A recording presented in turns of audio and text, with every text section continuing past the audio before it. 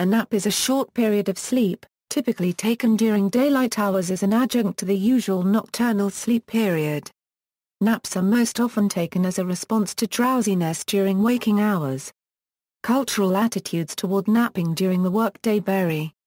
In many Western cultures, children and the elderly are expected to nap during the day and are provided with designated periods and locations to do so. In these same cultures, most working adults are not expected to sleep during the day, and napping on the job is widely considered unacceptable.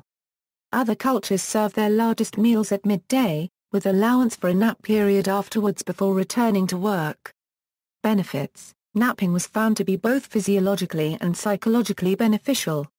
Napping for 20 minutes can help refresh the mind, improve overall alertness, boost mood and increase productivity. Napping may benefit the heart. In a 6-year study of Greek adults, researchers found that men who took naps at least 3 times a week had a 37% lower risk of heart-related death.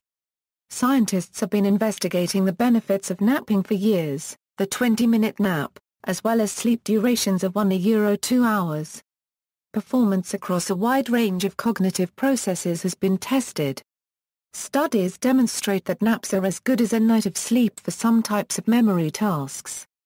A NASA study led by David F. Dings, professor at the University of Pennsylvania School of Medicine, found that naps can improve certain memory functions and that long naps are more effective than short ones.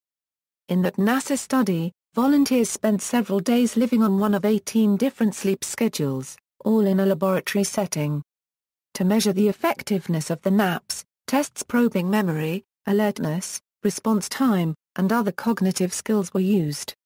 The National Institute of Mental Health funded a team of doctors, led by Alan Hobson, Robert Stickgold, and colleagues at Harvard University for a study which showed that a midday nap reverses information overload.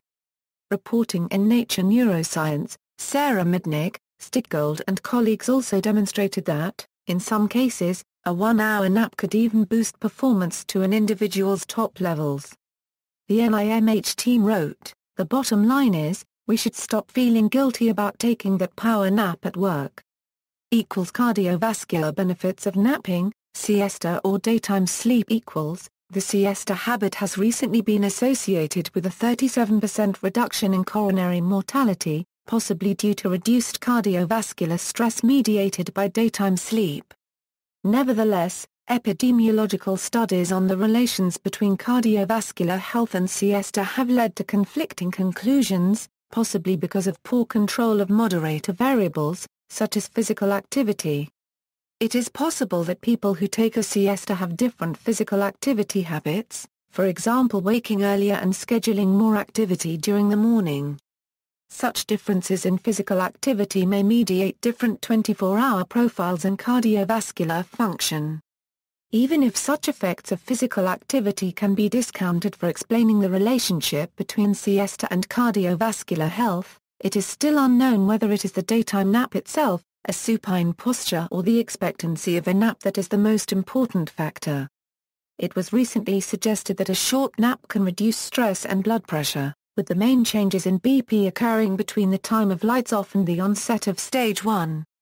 Garizai and his team have concluded that the acute time of falling asleep was where beneficial cardiovascular changes take place. This study has indicated that a large decline in blood pressure occurs during the daytime sleep onset period only when sleep is expected. However, when subjects rest in a supine position, the same reduction in blood pressure is not observed. This blood pressure reduction may be associated with the lower coronary mortality rates seen in Mediterranean and Latin American populations where siestas are common. Garizai assessed cardiovascular function while 9 healthy volunteers, 34 years of age on average, spent an hour standing quietly, reclining at rest but not sleeping, or reclining to nap. All participants were restricted to 4 hours of sleep on the night prior to each of the sleep laboratory tests. During 3 daytime naps, he noted significant reductions in blood pressure and heart rate. By contrast, the team did not observe changes in cardiovascular function while the participants were standing or reclining at rest. These findings also show that the greatest decline in blood pressure occurs between lights off and onset of daytime sleep itself. During this sleep period, which lasted 9.7 minutes on average, blood pressure decreased, while blood vessel dilation increased by more than 9%. There is little change in blood pressure once a subject is actually asleep, Zergarizai noted, and he found minor changes in blood vessel dilation during sleep. Negative effects: for those suffering from insomnia or depression, naps may aggravate already disrupted sleep-wake patterns. Power nap. A power nap, also known as a stage 2 nap, is a short slumber of 20 minutes or less which terminates before the occurrence of deep slow-wave sleep, intended to quickly revitalize the napper. The expression power nap was coined by Cornell University social psychologist James Mars. The 20-minute nap increases alertness and motor skills. Various durations may be recommended for power naps, which are very short compared to regular sleep. The short duration prevents nappers from sleeping so long that they enter the slow-wave portion of the normal sleep cycle without being able to complete the cycle. Entering deep, slow-wave sleep and failing to complete the normal sleep cycle can result in a phenomenon known as sleep inertia, where one feels groggy, disoriented, and even sleepier than before beginning the nap. In order to retain optimal post-nap performance, a stage 2 nap must be limited to the beginning of a sleep cycle, specifically sleep stages N1 and N2, typically 18–25 minutes. Experimental confirmation of the benefits of this brief nap comes from a Flinders University study in Australia in which 5, 10, 20, or 30-minute sleeps were given. The greatest immediate improvement in measures of alertness and cognitive performance came after the 10 minutes of sleep. The 20 and 30-minute sleeps showed evidence of sleep inertia immediately after the naps and improvements in alertness more than 30 minutes later, but not to a greater level than after the 10 minutes of sleep. People who regularly take these short naps, or cat naps as they used to be called, may develop a good idea of the duration which works best for them, as well as which tools, environment, position, and associated factors help produce the best results. Power naps are effective even when schedules allow a full night's sleep.